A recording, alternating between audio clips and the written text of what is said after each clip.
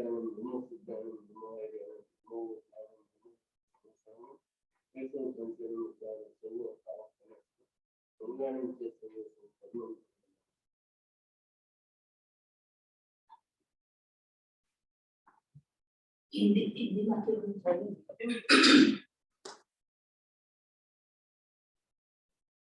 आज बहुत दिनों के बाद करीब मुझे आए हुए भी 2.5 साल हो गए, मतलब 2 पर्यूषण से पहले हम लोग मिले थे और तब पता भी नहीं था कि ये राम का वनवास की तरह 14 साल तो नहीं हुए, लेकिन 2 बार 14-14 महीने वनवास के हो गए और आज हमें पता चलता है कि 5वां आरा क्या है। सब बोलते थे हम कि 5वां आरा दुखमय है, लेकिन अपने जीवन में सामूहिक रूप से एहसास नहीं हुआ था। व्यक्तिगत रूप से सुख दुख आते जाते थे, लेकिन अभी पूरे जगत को पता चला कि पंचम काल दुखमय परमात्मा ने कैसे बताया है।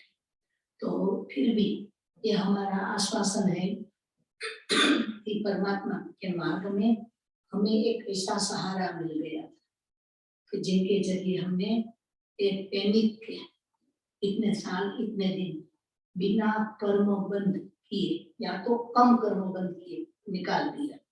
तो ऐसे दिनों में अभी परम पिता परमात्मा के शासन में आज हम वापस यहाँ एनिवर्सरी यानी कि वर्ष की वर्षगांठ बोलते हैं कि जिस दिन इस स्थानक का निर्माण हुआ तो उस दिन को हम सर आंखों पे चढ़ाते हैं कि परमात्मा हर जन्म में हमारा जहाँ भी जन्म हो हमारा स्थानक में स्थान बना रहे।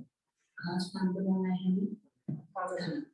आज परम पिता परमात्मा से पंच परमेष्टि से और अनंत उपकारी गुरुवर्यों से कोटि कोटि वंदन करके हम अपने आज के छोटे से स्वाध्याय का प्रारंभ करते हैं।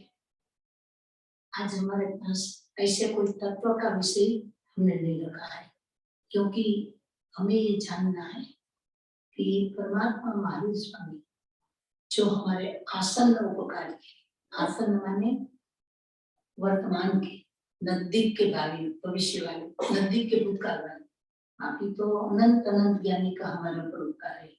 ऐसे परमात्मा के शासन में जो हम जी रहे हैं उसकी शासन कथा क्या है? हमने धर्म कथा तो बहुत सुनी, धर्म कथा तो बहुत सुनी, लेकिन ज्ञानी कहते हम शासन शासन शासन शब्द तो बोलते हैं, लेकिन ये शासन क्या है तो उसके बारे में थोड़ा हम सोचेंगे।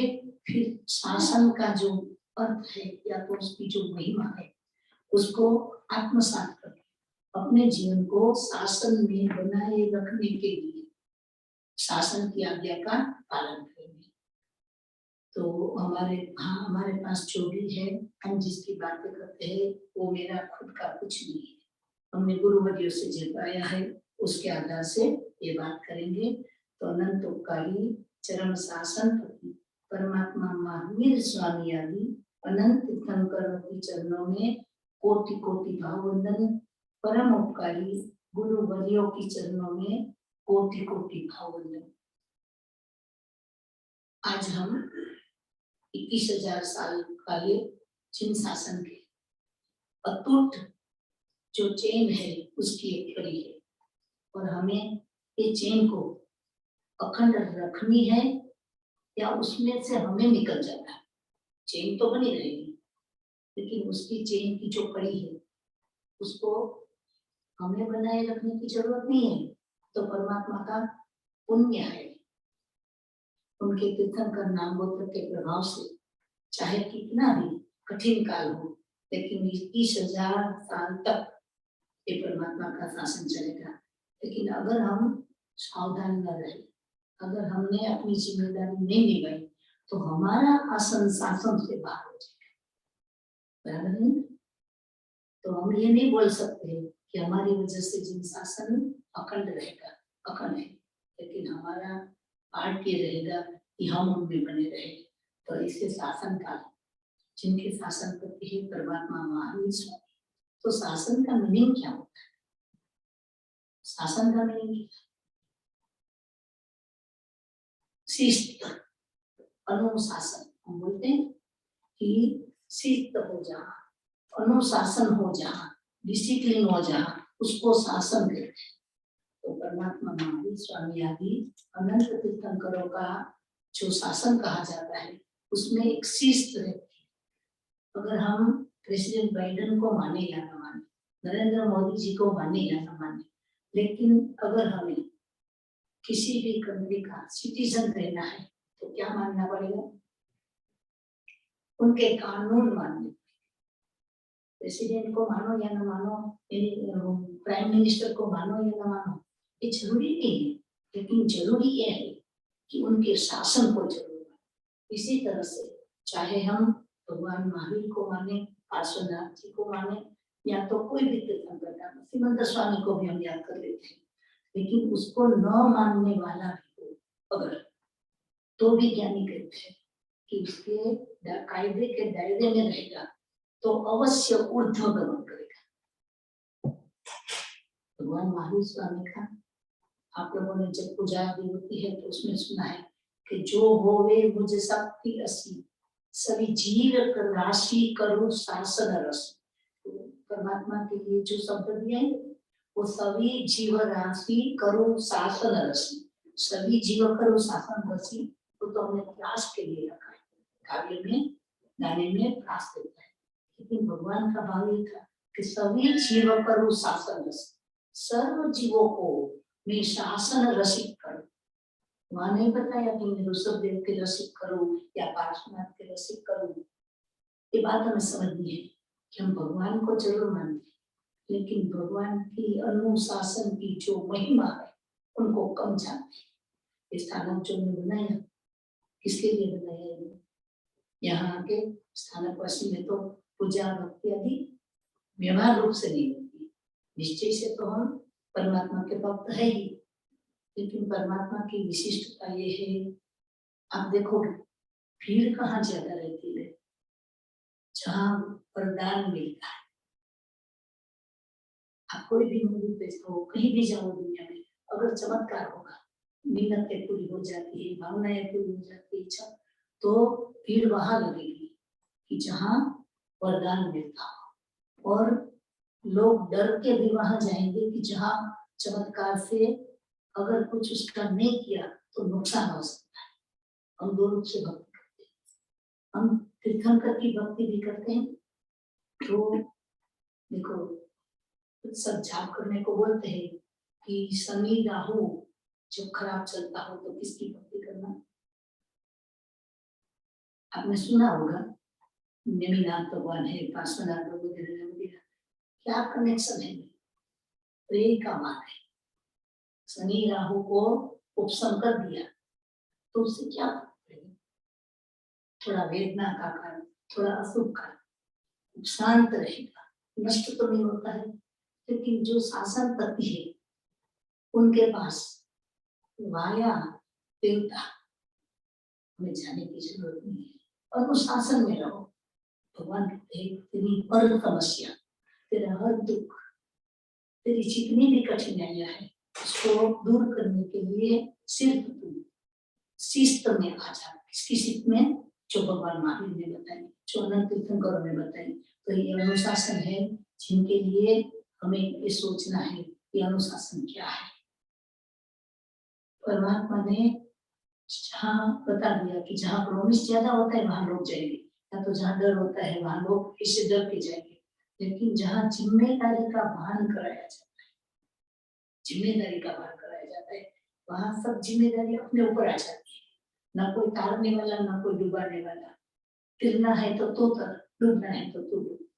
ऐसा शासन दुनिया में नहीं मिलेगा। अब ढूंढ के भी देखो कहीं भी, जिनवर जिनवर तरु शासन छे महान, जेना गावे मारे तरु छे आ संसार। तो अपनी नाव, नाव ની એક સર્ચ બોટ, એ નાવ છિદ્રવાળી ન હોવી જોઈએ, એ મજબૂત હોવી જોઈએ, અને એ નાવની પાસે એનો નાવિક એ मंजिल સુધીનો જાણકાર હોવો જોઈએ। तो हमारी ने तुम्हारी मेरी और आपकी जीवन में जो है उसके सुकानी कौन है? उसके सुकानी दृष्टा है। दृष्टा सह ऋषि। ऋषि किसको कहते हैं? जो दृष्टा है, जिसको दिखता है। ये भगवान महावीर स्वामी का ज्ञान हम जानते हैं कि भगवान ने कुछ सोच के, कुछ समझ के, या तो कुछ आगे पीछे का ज्ञान इकट्ठा करके हमें नहीं बताया। हर चीज परमात्मा को दिखाई दे रही, हर चीज केवल ज्ञान में स्पष्ट हो रही है।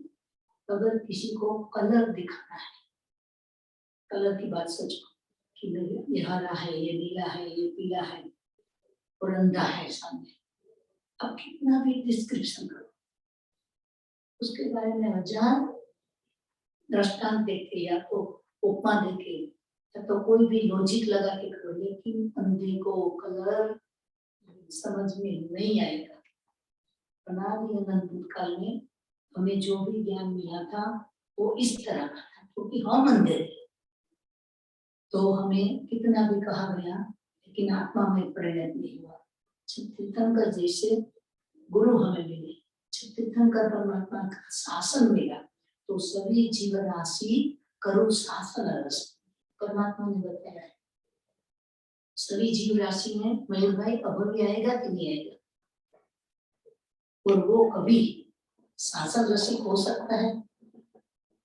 वो तो न समय दृष्टि था, न है और न भविष्य में होगा, तो भी सभी जीव राशि करो शासन रसिक। तो शासन शब्द है कि मैं अभवि को महावीर का भक्त बना दूं या ऋषभदेव का भक्त, वो बात नहीं, अनुशासन में लाऊं, डिसिप्लिन में लाऊं। जो समय दृष्टि है वो आगे बढ़ के देश व्यक्ति या सर्व व्यक्ति बनेगा, अनुशासन में रहा तो। और जो देश व्यक्ति या सर्व व्यक्ति है वो अप्रमत्त योग लेके श्रेणी को चलेगा और आखिर में विग्रह होके केवली बन के सिद्ध हो जाएगा। लेकिन जो अभवि है वो अनुशासन में रहेगा तो क्या फायदा मिलेगा? वो शिस्त में रहेगा तो क्या फायदा मिलेगा? बताओ। अभवि अगर जिनेश्वर की आज्ञा का पालन करता है तो भी परमात्मा का बोध है, उसका अधोगमन कभी नहीं होगा।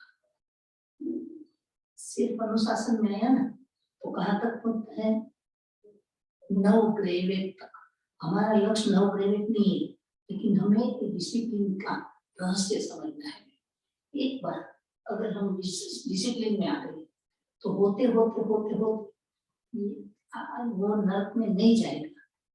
जो भगवान की आज्ञा में शासन में रहता है, जैसे डिसिप्लिन के लिए मिलिट्री में जाते हैं तो वहां की डिसिप्लिन कितनी स्ट्रिक्ट होती है, तो उसी तरह से ज्ञानी कहते हैं कि अगर आपको श्रद्धा में आ जाए, समझ में आ जाए, विश्वास हो जाए तो अवश्य अनुशासन में रहो। अगर कुछ भी समझ में नहीं आता है तो भी चीन कुल की जो शासन व्यवस्था है उसमें समर्पित हो जाए। क्या करना है?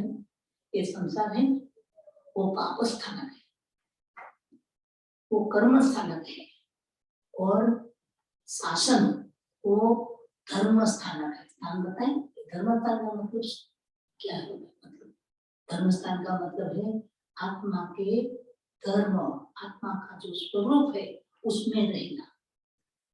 तो ज्ञानी ने ज्ञान में देखा कि जब तक हम आत्म स्वरूप में नहीं आएंगे तब तक हम धर्म स्थानक में नहीं है। ये तो चिन्हालय है, ये तो अपना स्थानक है, लेकिन धर्म स्थानक कब बनेगा? जब हम धर्म में रहेंगे। तो धर्म में आने के लिए परमात्मा महावीर स्वामी ने धर्म का स्वरूप उजागर कर दिया। क्या कर दिया? नहीं, जगत नहीं जानता था। कठिनता तो ये है कि भगवान महावीर स्वामी जो अपने शासन करते हैं उसके सामने कितने चैलेंज थे, वो अपवाद रूप है, एक्सेप्शन है। भगवान महावीर को जब केवल ज्ञान हुआ तो चैत्र शुक्ला वैशाख शुक्ला 10 बराबर है कल्याण दीक्षा के दिन संवत्सर नहीं हुआ, वो अक्षरा बोलते हैं, आश्चर्य बोलते हैं, लेकिन ये भगवान महावीर स्वामी का आश्चर्य नहीं था। हम जैसे कमभागी जीवों का आश्चर्य है कि हमारे पांचवे आर्य के काल में ऐसा हुआ कि परमात्मा को केवल ज्ञान हुआ और वहां एक भी मनुष्य मौजूद नहीं। भगवान महावीर स्वामी रुजुवालिका के किनारे किनारे आ रहे थे। भगवान महावीर एक ही ऐसे तीर्थंकर है कि जिन्होंने अठम तप करके केवल ज्ञान पाया है, और तीर्थंकरों को ऐसी करने की जरूरत नहीं पड़ी। सभी तीर्थंकर खड़े खड़े कालोत्तर मुद्रा में केवली हुए। भगवान महावीर स्वामी ने गोदुहासन दिया। लेकिन सुनो, आपको आगम में अपने हिसाब से 32 और बाकी के हिसाब से 45 कौन सा आसन बताया गया है, इसके बारे में सिर्फ बताया है कि ऐसे थे भगवान, ऐसा करते थे। लेकिन ये डिसिप्लिन भगवान ने बताई नहीं कि तुम ऐसा करो। वो तो मुद्रा है, पोस्चर अपने आप में प्रकट हो जाता है। जब आपको, हम छोटे थे, पढ़ाई करते थे, एग्जाम आती थी, नींद लग जाती, तो क्या करते थे? क्या खड़े हो जाते, कभी आंख पे पानी डाल देते थे। ये बताने वाली बात नहीं, ये तो परंपरा से चली आई है। लेकिन महावीर ने जो डिसिप्लिन दी है उसके बारे में हमें जानना है कि शामक नाम का गाथापति जो था, इसने परमात्मा को रुजुवालिका के स्थान की आज्ञा दी थी। कितना सद्भागी होगा। अंतिम तीर्थंकर, अंतिम चरण, केवल ज्ञान की प्राप्ति का पहला समय, और उस समय जिनको अनुशासन में कुछ पता नहीं था कि ये कौन है, क्या है, वो गाथा पता, लेकिन उसने तो क्या कर दिया था, भगवान को आज्ञा दे दी। और परमात्मा महावीर स्वामी ने केवल ज्ञान पाके जब वहां से, जैसे केवल ज्ञान होता है तो संवत्सरण तो अपने आप देवताओं के हिसाब से बन जाता है, और भगवान को उसमें कर्तापन नहीं है, लगाव नहीं है, और उसके अनुमान भी नहीं है। फिर उसको तो जो देवता है व्यवस्था करते, आप सब जानते हो। संवत्सरण में कोई नहीं था, भगवान महावीर स्वामी पापा को लेकर आए, और वहां भी उसके सामने कितनी चैलेंज थी। अपने गुजराती में कहीं मधकुड़ा में हाथ नाखो, वो मध का जो कूड़ा बनता है उसमें कोई हाथ डाले तो क्या हो जाता है, मधुमक्खियां एक्टिव हो जाती है।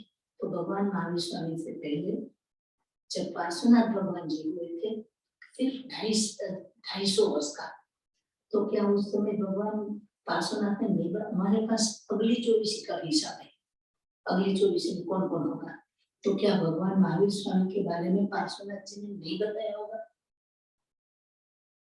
2.5 साल पहले जो तीर्थंकर थे और उसके सामने जो परिषद, वो तो सब अनुयायी थे, तो ये तो सब बताया होगा। लेकिन देखो, काल, द्रव्य क्षेत्र, काल भाव सब उसमें वर्क करते हैं।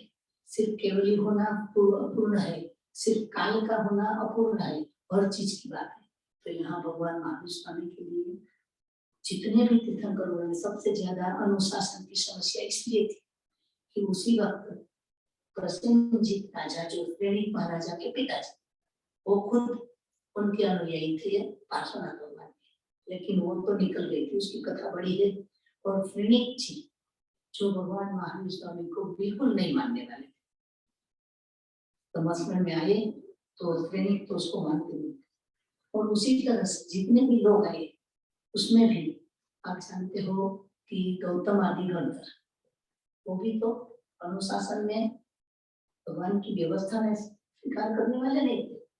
वो तो स्वामी ब्राह्मण के यज्ञ में आए थे, योगानुयोग उसका न हुआ, और आके जब उसने भगवान से सुनी, तो आप जानते हो 3 शब्द में उपमेवा, विवेगा, तुवेगा, ये तो कॉन्सेंट्रेट वस्तु है। लेकिन भगवान महावीर स्वामी के गणधर कितने थे? क्या गणधर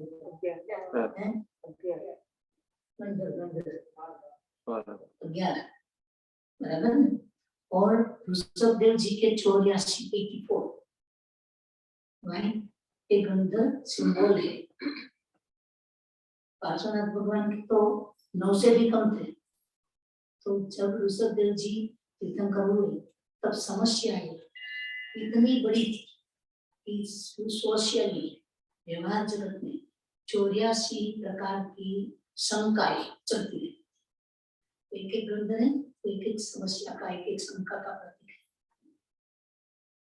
एक 9 गंधर जो हुए भगवान के 11 गौतम आदि गंधर, तो उस समय समस्या इतनी थी, तो एक एक समस्या जो पूरे सामाजिक जीवन में थी, वो समस्या का समाधान हर कीर्तन करके गंधर अलग अलग संख्या में, क्योंकि हर समय की समस्या अलग अलग, जो बुद्धि में आ गया था लेकिन श्रद्धा में नहीं बैठता था, ऐसे जो क्वेश्चन थे उसके सिंबल रूप एक गंधर है।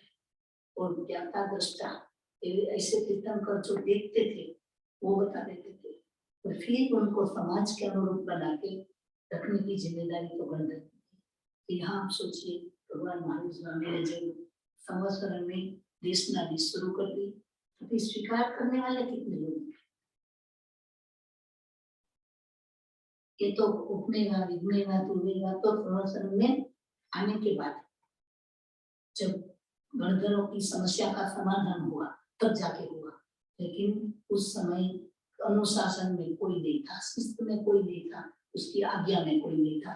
तो भगवान महावीर स्वामी की समस्या सबसे ज्यादा थी, फिर भी भगवान महावीर स्वामी के जरिए आज हमें जो मिला है वो वर्तमान काल के भौतिक जगत के इंटेलेक्चुअल्स जितने भी प्रश्न है उसकी समस्या का समाधान है। तो उसके बारे में हम सोचे तो भगवान ने जब गणधर को दीक्षा का दान दे दिया, उसी समय हर एक की एज डिफरेंट थी, और उनके बाद जो भी दीक्षित हुए वो भी 9 साल से लेकर 90 साल तक।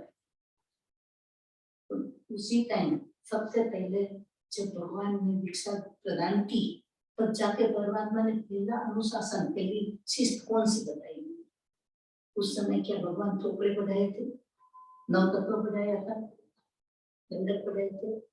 भगवान ने कभी कभी ऐसे ध्यान दिया नहीं। उस ठेराना स्थवीरों के पास बाद में, लेकिन पहले ही दिन परमात्मा ने दूसरे दिन जिनको पात्रा लेके गोचरी को जाना पड़ेगा ना हमें, क्योंकि हर कोई विश्वासी तो नहीं थे। तो परमात्मा तो सिर्फ डिसिप्लिन दिखाते, उसने बताया था कहम चरे कहम चिथे कहम मासे कहम सहे कहम भोजन तो वासन तो पाव कमम न बनते। तो उसने कहम चले, उसका मतलब क्या होता है? कैसे चले? भगवान ने खड़ा होने की डिसिप्लिन नहीं दी, भगवान ने कैसे चलना उसकी शिक्षा दी। महावीर बनने के लिए चलना भी सीखना पड़ेगा। हम तो बोलते इसमें क्या है, चैना से चलो, चैना से चलो, लेकिन ज्ञानी के लिए शिस्त नहीं है। चैना का मतलब परमात्मा ने निश्चय और विराग से बताया, तो हमें ऐसे सोचेंगे भी चलने के लिए भगवान ने बताया है कि हमें ये तो बाई प्रोडक्ट है कैसे चलना, लेकिन परमात्मा ने विधि जरूर बताई। उन्हें आपने नाम सुना होगा पूज्य श्री प्रवीण ऋषि जी महाराज, उसके बारे में सुना है कि रोज के 25, 30, 40 किलोमीटर के विहार करते हैं, लेकिन आज तक इनके कोई भी साधु के पग में छाले नहीं पड़े। क्यों नहीं पड़े? चलना भगवान ने, हमने भगवान के डिसिप्लिन के बारे में कभी सोचा ही नहीं। जब हम पेड़ रखते पहले हम क्या करते हैं, अपनी एड़ी पीछे वाला उसको नहीं रखते हैं, आगे वाला रखते हैं, तो उसके नीचे जीव जंतु भी आ सकते हैं, तो हमारा पूरा बॉडी का वजन इसके ऊपर आ जाता है, फिर जाके अनेक प्रकार के पेड़ों पे हो जाते हैं। और जब हम परमात्मा ने जो बताया है, डिसिप्लिन दिया है, वो साधु संतों के पास जाके गुरु भगवंतों को सेवन करके, अगर हम गुरु भगवंतों का जीवन नहीं देखेंगे, उसके नजदीक नहीं रहेंगे, तो हमें एक ज्ञान कभी नहीं मिलेगा। बोल लेंगे कहम चले कहम चिथे, तो कैसे चलना वो भगवान ने बताया है। चलने की विधि अब देखो, कभी भी भगवान ने मौन रहने की कोई विधि बताई, कैसे मौन रहना, लेकिन कैसे बोलना, उसके बारे में शास्त्र पढ़े, कैसी भाषा न बोले, किस समय पे न बोले, द्रव्य से, क्षेत्र से, काल से, भाव से। ये भगवान का शासन है, ये भगवान ने सिखाया है। कहाँ चलना कैसे, साधु भगवान कैसे चलते हैं, श्रावक कैसे चलते हैं, उनकी जैना सिखाई। कहाँ जीते खड़ा कैसे रहने का। जब साधु भगवान भोजन को निकलते तो दरवाजा उसको देखना पड़ता है, वो खोला के दरवाजे को ठोक के अंदर नहीं जा सकते थे। जरा देखते हैं तो उसी समय अगर आ रहे हैं तो वहां से कोई भिक्षु का, आपने श्रवण सूत्र का दूसरा सूत्र जो है, दूसरा श्रवण सूत्र, उसमें क्या बताया है, गोचरी निकले है, उसमें क्या करने का। अगर भिक्षु का रहा है तो साधु ऐसी जगह पे खड़े हो जाएंगे कि जहाँ भिक्षु की नजर भी ना पड़े और घर के मालिक की नजर भी ना पड़े। अगर घर के मालिक की नजर हो गई तो भिक्षु को भगा देना, तो जा हमारे गुरु महाराज आ रहे हैं, सबको भगा देंगे। ये भगवान ने सबको सिखाया। अंतराय का निमित्त बन जाओगे और अजैना से जाओगे। पहले ही दिन साधु बने हो, पाप कर्म नहीं करना है। पुण्य करने की तो बात ही नहीं करते, पाप न करो, पुण्य अपने आप बनता है। लेकिन काम चले काम जीते, कैसे खड़ा होना। और हम 10वें व्रत में देखते हैं कि हमने 10वें व्रत तुम लोगों ने किया है कभी, ऐसा होगा से उल्का बहन कभी इधर करवाओ। ये डिसिप्लिन है साधु बनने। अनुपाति परंपरा में श्वास होगा है, होती नहीं, क्यों कंठस्थ करते हैं, क्यों कंठस्थ कराते हैं, क्या महिमा है उसकी, असंख्य गाथा है। उसमें से श्वासों को क्यों चुना, वो 10वें कालिक वाली गाथा जो है, अगर किसी को साधु बनना है तो उसको ये 4 अध्ययन का पठन मुखपाठ से होना चाहिए। अगर आपको कभी सवासों गाथा मुखपाठ पे है तो अभी भाव आ गए और दीक्षित हो गए, तो तब तक बड़ी दीक्षा नहीं मिलेगी जब तक इनके भाव आपको नहीं आ गए। तो परमात्मा की व्यवस्था, शासन की व्यवस्था देखो, हमारे काल में भी इस व्यवस्था गाथा इसलिए करा देते हैं कि भाव आए तो भगवान के पास जब आए थे सब समझ नहीं, कोई उसमें जानने वाले थे, धर्म की बातें जानने वाले नहीं, तो किस हिसाब से वो खड़े हो गए होंगे, क्या क्या करना होगा, क्या नहीं करना होगा, ये परमात्मा ने। पहले दिन जीव तत्व, अजीव तत्व, पुण्य तत्व, पाप तत्व, वो तो श्रद्धा का विषय था। जब उसके हृदय में भाव आया कि परमात्मा ने जो बताया वो सही है, अभी मुझे संसार में करना है, कहम चले कहम जीते, कहम आसे, कैसे बेचना, कैसे बेचना नहीं। जब हम देखते हैं तो हमारा पोस्ट तो व्यवहार रूप से कि कैसे बैठना, लेकिन कहीं भी जाके हम ऐसी जगह पे बैठते हैं कि सबकी नजर में आए, होता है कि नहीं। आप पीछे हो, कोई बोला कि आपको आगे लाए, तो आपको खुशी होगी। यानी कहते हैं कि तेरे बैठने की वजह, सभा में आने की वजह, ज्ञान पाने की वजह, उस समय में कहाँ बैठना, कैसे बैठना, क्यों बैठना, एक व्यवस्था है। बंद रहते, केवली होते हैं, साधु होते हैं और उसके पीछे पीछे पीछे ये सब व्यवस्था की, कैसे बैठना, संवत्सर में कैसे बैठना, उसकी डिसिप्लिन अपने आप शंकर का मैग्नेटिक फील्ड हम बोलते हैं ना, सबका मैग्नेटिक फील्ड कितना है, आपका मैग्नेटिक फील्ड मतलब आपकी आसपास में कितने लोग आपसे इन्फ्लुएंस होते हैं। अभी आजकल तो वायरस पर भी इन्फ्लुएंस नहीं कर पाते हैं। हमारा मैग्नेटिक फील्ड जिनके साथ 24 घंटा रहते हो, खाते हो, पीते हो, सुख दुख साथ में बांटते हो, लेकिन उसके साथ मैग्नेटिक फील्ड नहीं रहता। और किसी का देखो देवता है तो उनका मैग्नेटिक फील्ड कितना है, सर्वासिक के देवता सिद्ध गति को नहीं देख पाते, वहां तक उसकी कोई भी ऑरा का या तो कोई भी वाइब्रेशंस का कोई असर वहां तक नहीं जाता। और बाकी के देवता जो अपनी ध्वजा तक, और हम मनुष्य हमारे आसपास हमारा जितना भी पॉजिटिव पावर है उतना जाएगा। और नरक में तो भवन पति आदि में धीरे धीरे धीरे कम होता जाता है, लेकिन परमात्मा का मैग्नेटिक फील्ड 14 राजलोक है। क्या है भाई? 14 राजलोक। महावीर अपापापुरी नगरी में हो तब अपापापुरी नगरी वाले ही इन्फ्लुएंस नहीं होते। जहाँ जहाँ उसका शासन, उसकी शिस्त, उसकी डिसिप्लिन जो भी पालते थे वो सब परमात्मा की नेसरा में रह जाते। हमें गुरु की नेसरा चाहिए, गुरु का आश्रय चाहिए, गुरु की ओरा में आना है।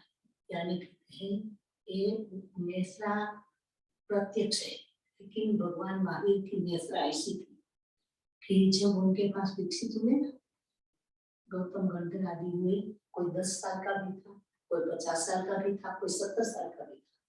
और कभी भी इस सभी गंधर्वों के साथ जो 14,000 साथियों 36,000 साथी क्या इकट्ठा सब जाते थे, विचरण करते थे। दूसरे दिन आज विकसित हुई और दूसरे दिन कितनों को परमात्मा ने किया गया से डालना पड़ा। और यहाँ तक कि 9 साल का लड़का आज विकसित हुआ, कल गुरु आ गया से वो निकल गया और वापस मुड़ के कभी भी भगवान की प्रत्यक्ष ओरा में नहीं आ पाए। वही जंगल में केवल ज्ञान दे दिया था। क्या होगा? किसकी नेसरा थी? शासन की नेसरा, आज्ञा की नेसरा। मेरे महावीर ने कहा ये करने का, ये नहीं करने का। हम करने वाली बातों में ज्यादा सोचते हैं, लेकिन जाने के एक बात अगर हम अनुशासन अपना कभी ये ही ना कहम चले कहम चिट्ठी वाली बात को बार बार सोचना, फिर इसके बारे में कहम चिट्ठी, कहम आस्ते, कहम से, कहम बुझन तो भाषण तो पावक, कहम बुझन तो। उपवास की कोई विधि होती है? नहीं खाने का, चारों अन्न का, खाने का या चारों आहार का या तो 3 आहार का त्याग करना। लेकिन परमात्मा ने कैसे खाना,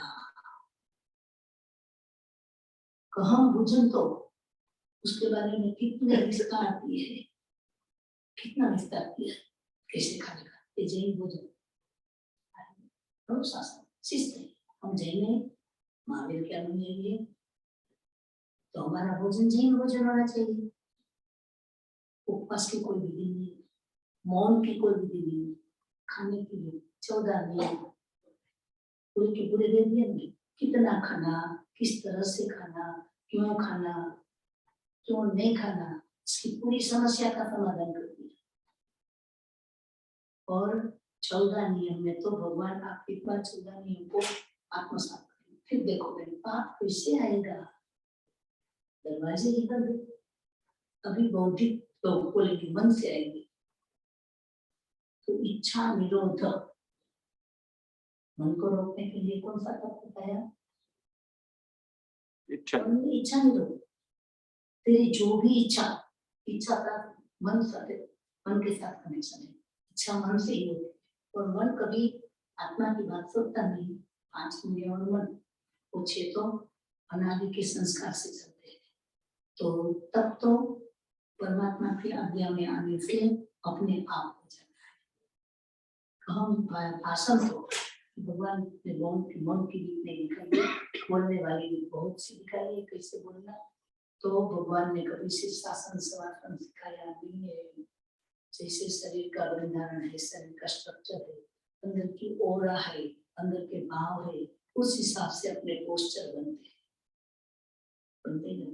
भाई लगता है तुम सिकुड़ जाते हैं, ये सिखाना पड़ा कि भयभीत हुआ तो सिकुड़ जाओ। हम निरासन में क्यों बैठते, करते हुए क्यों बैठते हैं?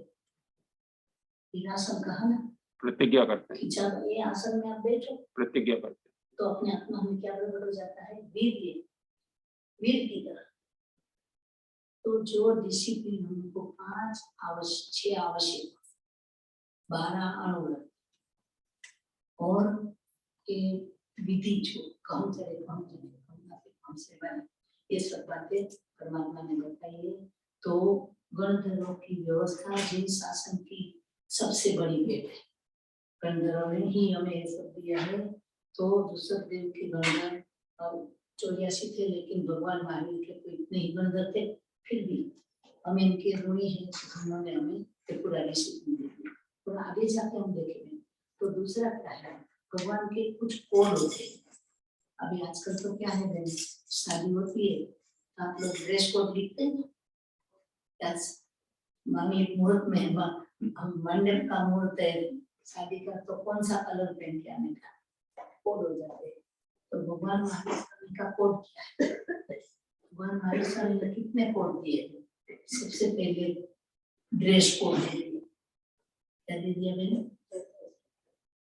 आजकल हम जैसे आते हैं, पहले अपने आप तो राजस्थान महाराष्ट्र में, तो वहाँ लोग सामान करने को आते थे तो कौन से ड्रेस में आते थे? बिल्कुल साधु दिखते। अभी आज हमें उसमें शर्म लगती है। अगर आप कभी पूजा के वस्त्र में या तो सामान्य के वस्त्र में घर से निकले, फिर आप रास्ते में शॉपिंग करेंगे, क्या करेंगे? सिर्फ आपको सोचेगा मुझे मंदिर जाना है, उपास में जाना है।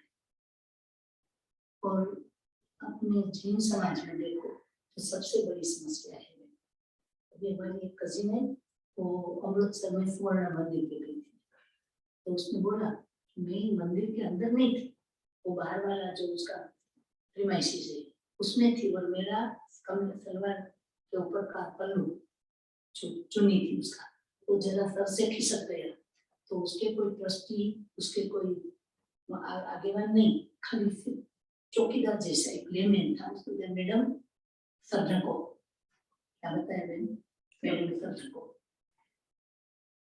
तो जब हम मंदिर पे जाते हैं तो उसमें डिसिप्लिन आ जाती है। तो भगवान के धाम में जब आना है तो परमात्मा ने श्रावकों के लिए कैसा ड्रेस कोड था, उतरा संग करना,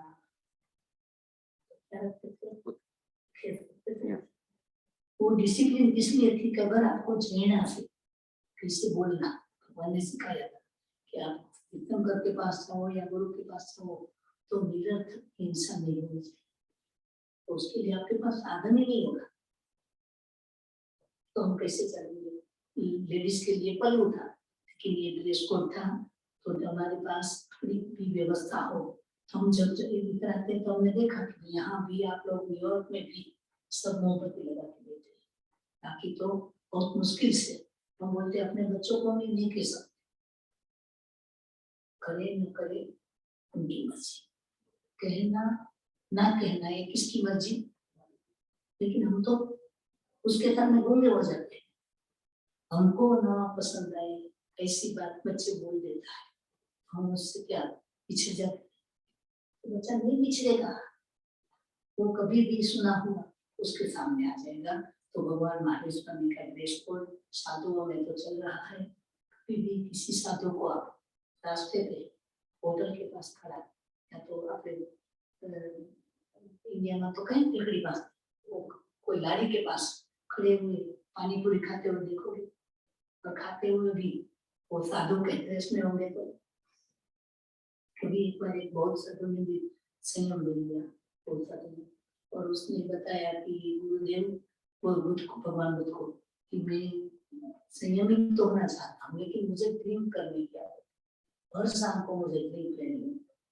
तो बुद्ध ने बताया था कि ड्रिंक करना वो तेरी मर्जी की बात है, लेकिन तू मेरे आश्रम का साधु बना तो तुझे एक भगवे वस्त्र पहनने होंगे। बोले कोई बात नहीं, भगवे तो मैं आज ही धारण करूंगा।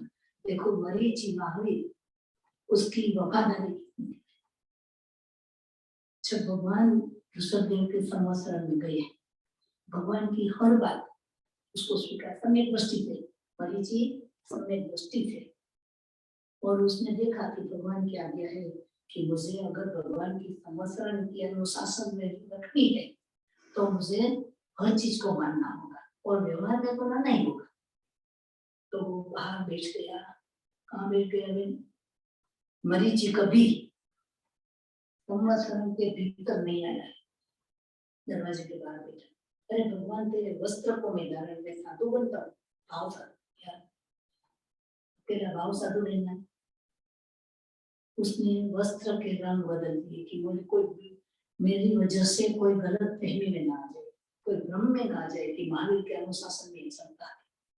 तो उसने वस्त्र बदली कर लिए थे और संवत्सरण के बाहर भी, और हम हालत में बैठ के चर्चाएं करते, पर ये तो ये जमाने के अनुरूप नहीं है, ये कैसे हो सकता है, ये प्रैक्टिकल नहीं है, सही ना, प्रैक्टिकल न हो तो न सही, लेकिन आपकी मान्यता में तो होना चाहिए।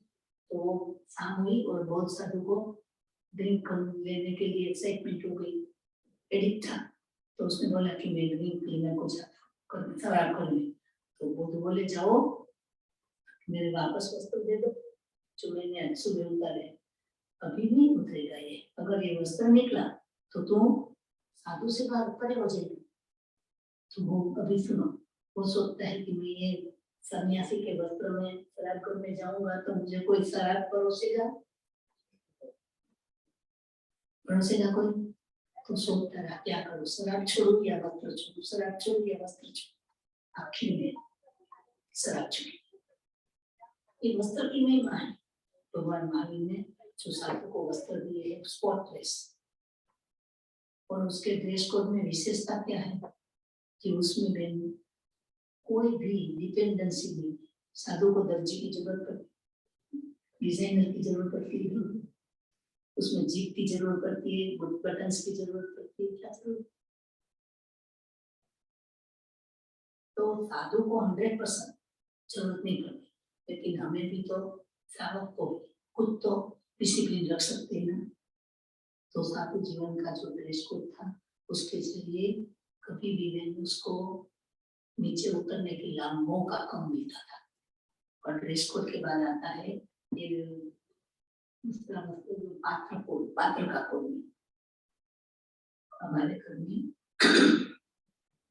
डाइनिंग टेबल पे एकदम मूल्यवान से मूल्यवान डिनर सेट लाते हो, तो आजकल तो थोड़ा अवेयरनेस आ गया है, लेकिन पहले बोन चाइना वाला जो डिनर सेट वगैरह मिलता वो एक्सपेंसिव होता था, तो अपना स्टेटस हो जाता था।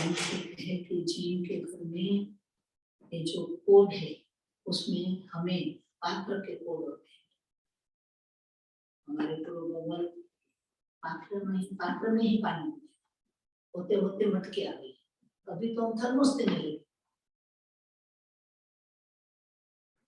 हाँ, उनके साधना के संयम के सहायक है कि उनकी सुविधा के सहायक। नवीन श्रेय मार्ग और प्रेम मार्ग।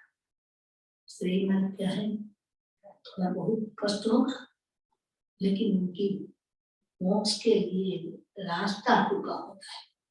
अगर हमने उसको प्रिय जो प्रिय है वो दे दिया तो उनका रास्ता थोड़ा लंबा हो सकता है। तो अपने जीवन में, श्रावक के जीवन में भी ये चलना है। इलेक्ट्रिसिटी से चलते हुए जितने भी उपकरण है हमारे पास, उसका हम क्या करें, कम प्रयोग करें। एकदम से न करें तो नहीं होगा, लेकिन विवेक कर सकते हैं। तो ये ड्रेस कोड था, उसके बाद पात्र कोड आ गया, और नानी हमको कहते हैं कि इसके बाद स्थानक बैठा। साधु के लिए तो कितना बता दिया उसने। साधु का उपास्य शासन है, तो साधु का 100%, तो इसके हिसाब से हम अपना कर श्रावक के बारे में भी सोच सकते हैं। उपास्य ऐसी जगह में होता है, तुम्हें पता है जानो चौथा व्रत में वस्तु में एक ही दीवार हो, और उसके बाद कोई महफिलें चलती हो या तो यंग पीपल जो एंजॉय करते हैं उसकी आवाज आती है, तो वहां साधु को रहने की इजाजत नहीं। जिन शासन में आसाराम बापू की हम निंदा नहीं करते हो, मुझे इनसे कोई पर्सनल प्यार नहीं है, लेकिन आप जानते हो कि एक साधु के रूप में उसके हिसाब से हिंदू शासन का नाम बदनाम हो, तो आसाराम बापू बनने की गुंजाइश जैन मुनि को नहीं आई, क्योंकि उसके जीवन व्यवस्था आज तक नहीं बनाया। आगे में क्या नहीं बनाया बहन। और उपाश्रय उसमें कभी ताले नहीं लगते, दरवाजे बंद नहीं होते, खाली भोजन करते वक्त जो भोजन का छोटा सा कक्ष होता है वो खाली अटका देते हैं, और जब मातृ वगैरह करते हैं तो वो छोटी सी जगह पे वो बंद करते हैं। बाकी 24 घंटे कोई भी आ जा सकते हैं, उसको प्राइवेसी ही नहीं होती। हम डिसिप्लिन में रहते हैं तो उनके ज्ञान ध्यान में तकलीफ ना हो, लेकिन साधु को बंद करने की इजाजत और उनके लिए गिरना ही मुश्किल है। भगवान ने इतना टाइट डिसिप्लिन दिया कि जहाँ से साधु उतर रहे हो 14 से, वहां से साधु नहीं आ सकते, चाहे 3 मंजिला हो 4 मंजिला हो। चौथे मंजिले पे साधु है, दूसरे मंजिले पे साधु है, तो ऐसे नहीं मिलते हैं। लेकिन अगर स्टेयर के शेक रहेगा इस बहाने मिल सकते। और सावधानी कैसे करें, ये सब ज्ञान रखने वाले उनको पता था कि महावीर अनुयायी साधु हो या सावक, उनको बहुत कम करनी है। हमें सब में एक अवतारी बनना ही, एक अवतारी बनना। तो क्या ख्याल करेंगे, इस सब व्यवस्था शासन जो है उसका ख्याल करना है। तो इसके बाद जो उपास रहता है उसमें कहते हैं एक दिवस काजो काटो, काजो काटो तो उसका फल क्या मिलता है, चटका। एक दिन जो उपास रहने सफाई कर लेते हैं उनको एक छठ होता है, आपको प्रायश्चित आता है, आप सोचते हो छठ कर लेंगे, लेकिन ज्ञानी कहते हैं जिनसे उपवास नहीं बनता है, लेकिन हमें ये छेना वाली बात कभी शासन में लगती है, ये तो छोटी छोटी बात है। हमें जो पड़ी लेहना करनी है, हमें जो भविष्य में साधु बन के जो प्रज्वलन के साथ सफाई करनी है, वो हम सावक जीवन से शुरुआत नहीं कर सकते। मोक्ष जाना है, लेकिन व्यवहार जगत में शून्य अवकाश होता चला है। स्पिरिचुअलिटी कमल है, स्पिरिचुअलिटी के बगैर, सम्यक दृष्टि के बगैर, चौथा गुण स्थानक के बगैर पांचवा छठा आता ही। तो सबसे अहम बात तो सम्यक दर्शन, लेकिन सम्यक दर्शन पाने के बाद हमारी दृष्टि में ये डिसिप्लिन क्यों नहीं है, हम शासन में रहो। तो इस तरह से छठा की प्रायश्चित देने वाली जो बातें हैं उसमें भी हम ये नहीं सोचते हैं कि हम अपने घर में भी जैना से रहे। और विहार कोड दे दिया, विहार कोड कहाँ चले, कैसे चलेगा, साधु के लिए अपने लिए भी तो है ना। हमें लंबा विहार नहीं करना है, लेकिन घर से बाहर में कई बार ये बात आप आगे बता चुके हैं, रात को हम घर से निकलते हैं और हमारी कम नसीब ये है कि हमारी गाड़ी ड्राइवर से निकलती है। आपके तो व्यवस्था ऐसी है, लेकिन जितने भी कुछ ऐसे हाउस है कि जहाँ से लंबा ड्राइविंग होता है, आप सभी कितना बजे घर से निकलते होंगे, कभी 5 बजे, कभी 4 बजे, कभी रात को भी निकलना पड़ता है।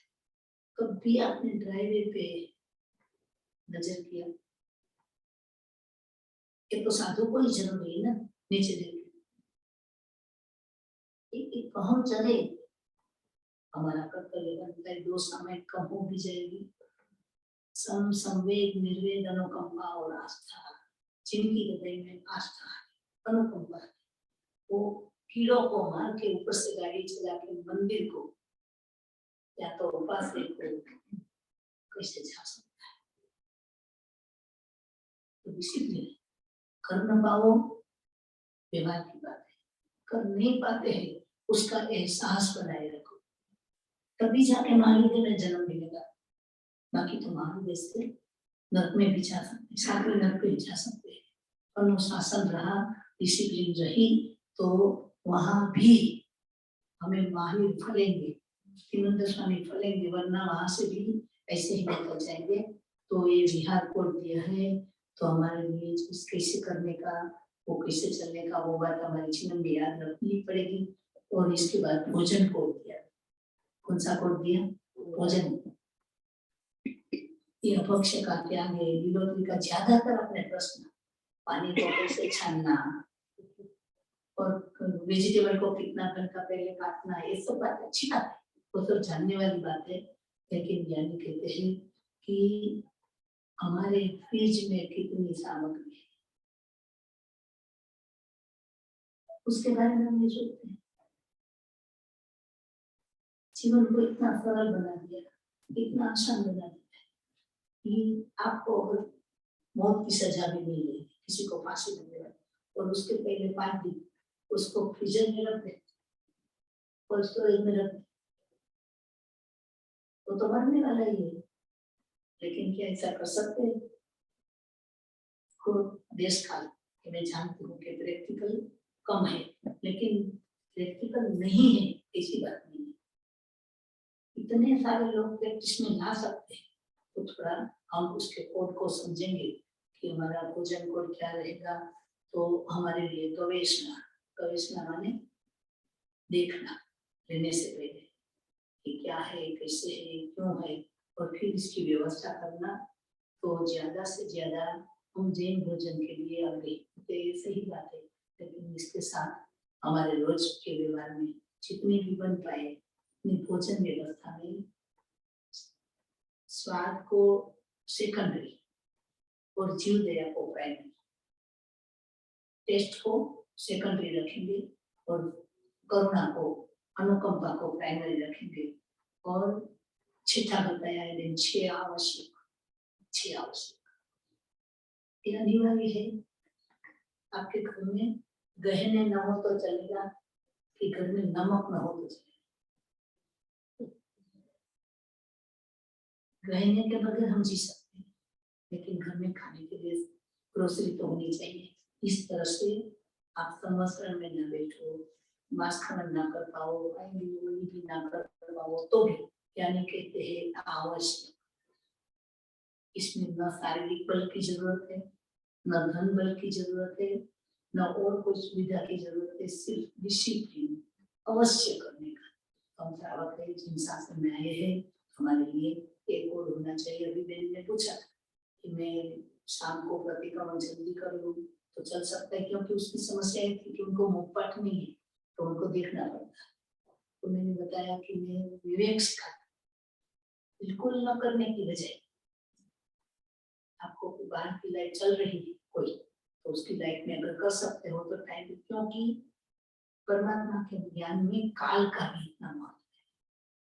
द्रव्य का, क्षेत्र का, काल का, अगर काल पे नहीं करे तो उसकी समस्या और हो जाएगी। इनके कॉन्सिक्वेंसेस बहुत है, लेकिन कहने की बात है कि ये 6 आवश्यक रास्ते में बात होती है कि प्रतिक्रमण क्यों करें, पाप ही नहीं किया है,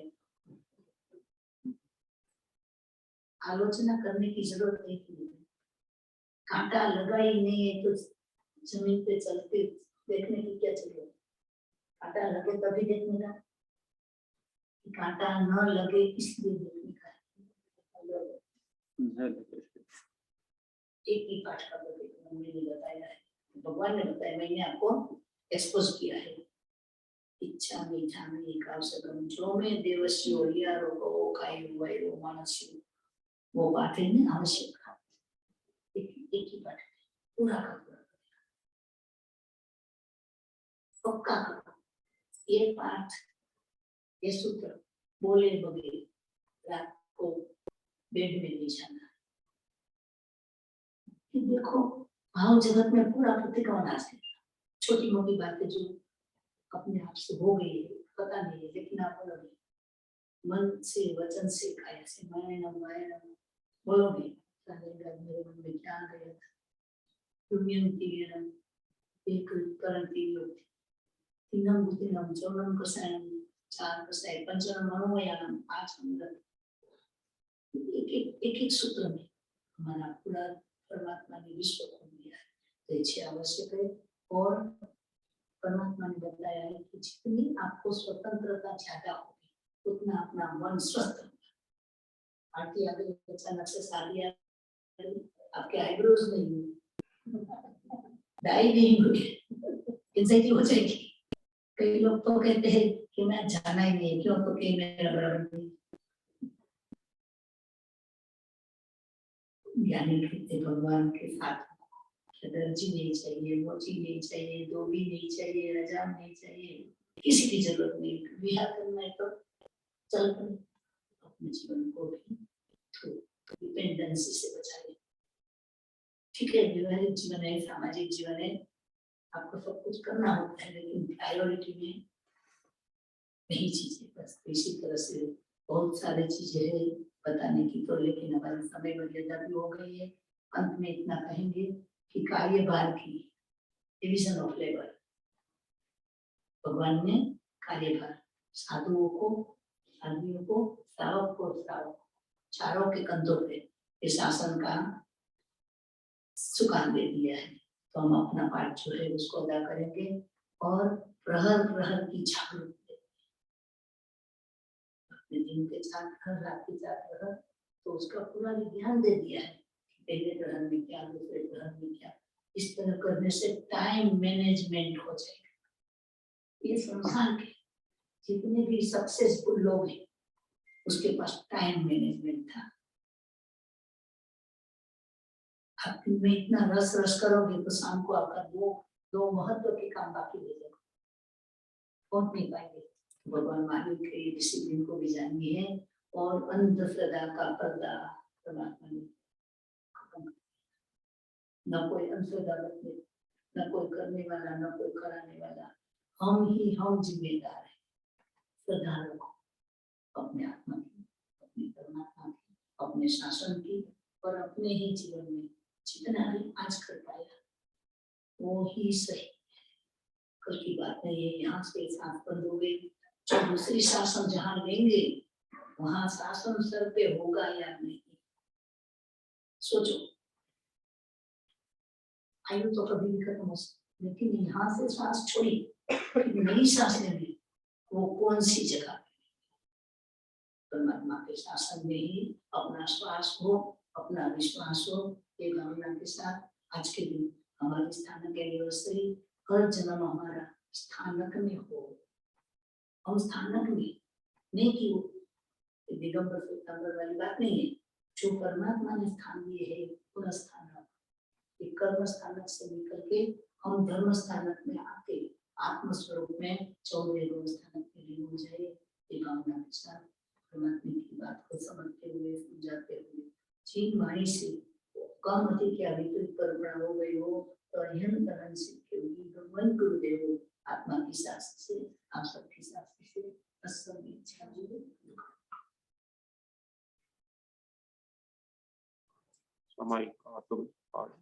समय पर कोई ना कोई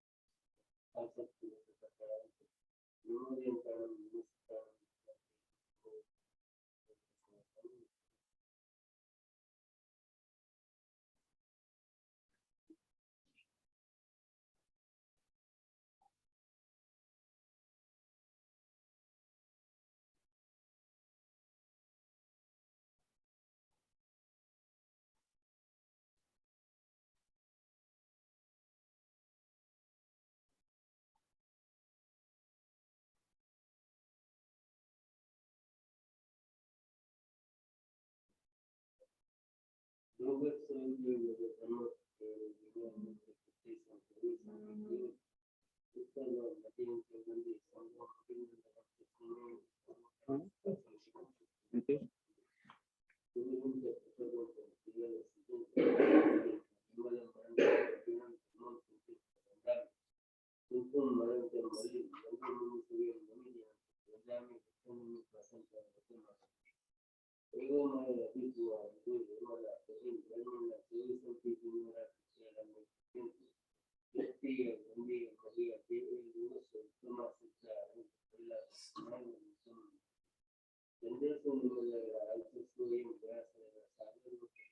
हाँ नीचे आएंगे नीचे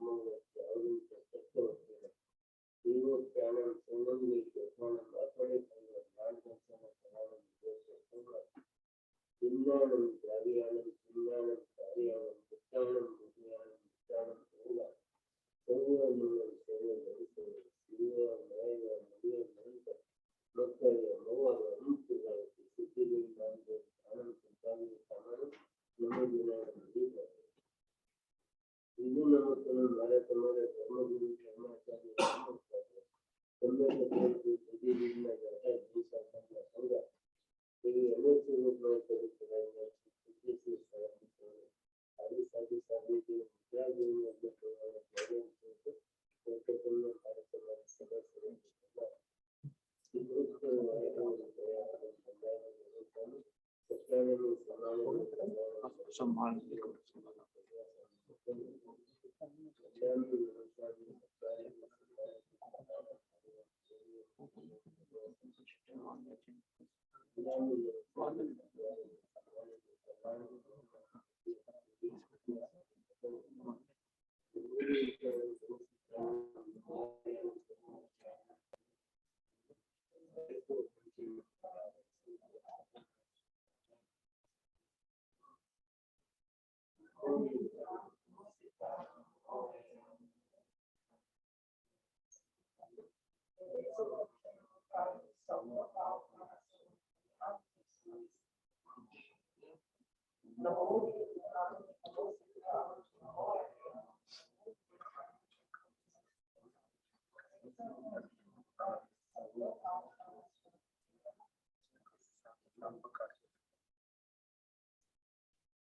मांगलिक